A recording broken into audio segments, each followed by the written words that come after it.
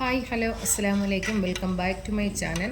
ഇന്ന് നമ്മളൊരു ബീഫ് കറി വെക്കാനാണ് നോക്കുന്നത്. നമ്മൾ വീട്ടിലാണെന്നുണ്ടെങ്കിൽ സബോളയൊക്കെ വഴറ്റി പിറക്കി നല്ലോണം വാടി അതിന് ഇഞ്ചി വെളുത്തുള്ളി പേസ്റ്റിൻ്റെ പച്ചമണം മാറി ഇങ്ങനെയൊക്കെയല്ലേ നമ്മൾ ചെയ്യുന്നത്. പക്ഷേ ഞങ്ങളിന്നൊരു യാത്രയിലാണ്. അപ്പോൾ അവിടെ റൂമിൽ നമ്മളെക്കൊണ്ട് പറ്റുന്ന രീതിയിൽ നമ്മളെങ്ങനെയൊക്കെയാണ് കറി വെക്കാൻ പോകുന്നത് നമുക്ക് നോക്കാം.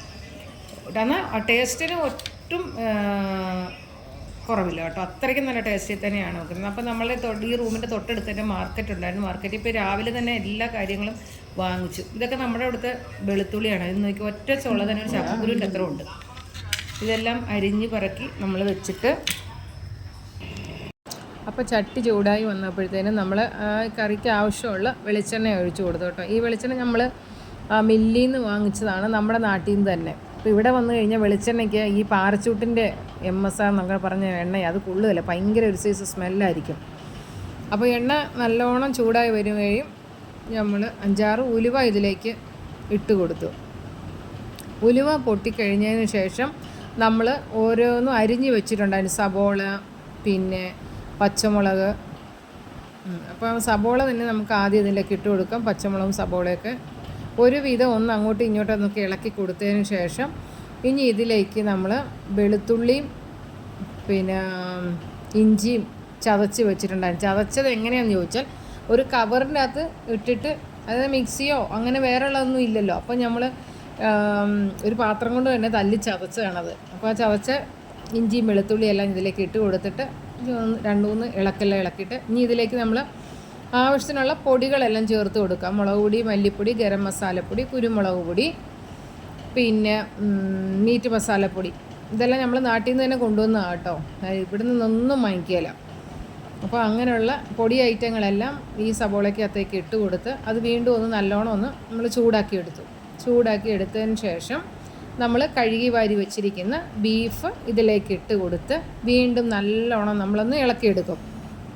അപ്പം നമ്മൾ ആവശ്യത്തിനുള്ള വെള്ളം ഒഴിക്കുകയാണ്, ഈ വേകാനുള്ള ആവശ്യത്തിനുള്ള വെള്ളം. അപ്പോൾ പൊടികളെല്ലാം നല്ലോണം ചൂടായി വന്നിട്ടുണ്ട്. ഇനി ഇതിൻ്റെ കൂടെ ഒരു തക്കാളിയും അതിനാവശ്യത്തിനുള്ള കരിവേപ്പിലയും കൂടെ ഇട്ട് കൊടുക്കാം.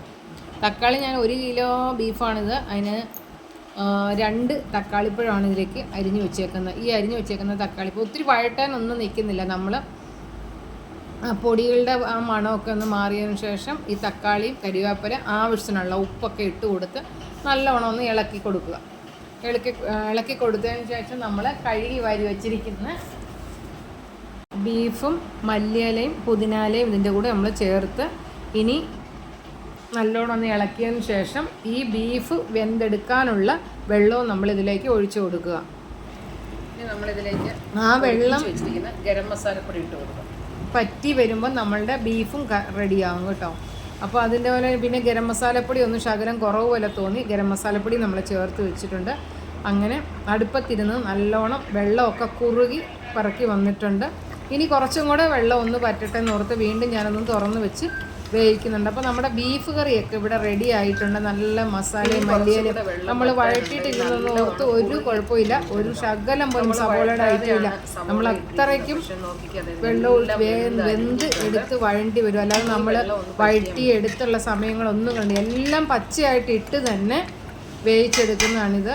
അപ്പം ഒരു തട്ടിക്കൂട്ടി പെട്ടെന്ന് തന്നെ, പക്ഷേ അതിൻ്റെ ടേസ്റ്റിന് ഒരു വ്യത്യാസവും ഇല്ല കേട്ടോ. നമ്മൾ അല്ലാതെ വഴറ്റി പിറക്കിയെടുത്ത് സമയം കളയുന്നതിനേക്കാണ് നല്ലത് ആവശ്യത്തിനുള്ള എണ്ണ ഒഴിച്ചിട്ട് നമ്മൾ ചേർക്കേണ്ട പൊടികളും സബോള അങ്ങനെയുള്ള എല്ലാ ഐറ്റങ്ങളും ചേർത്തിട്ട് പിന്നെ ആവശ്യത്തിനുള്ള വെള്ളം ഒഴിച്ചത് ഉണ്ട്. അപ്പോൾ കറി നല്ലോണം കുറുകി വന്നിട്ടുണ്ട്. ഇത്രയേ ഉള്ളൂ നമ്മുടെ ബീഫ് കറി.